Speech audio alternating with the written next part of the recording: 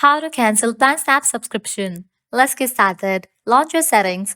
At the very top, you're going to find your Apple ID. Click on it. Now over here, you're going to find different options. Navigate to the option of subscriptions.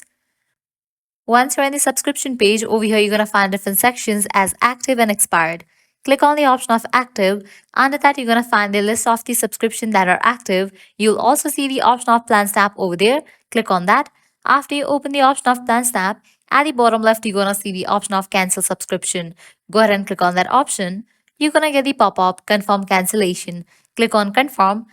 And just for that, you have canceled the PlantSnap subscription. Now you won't be charged anymore.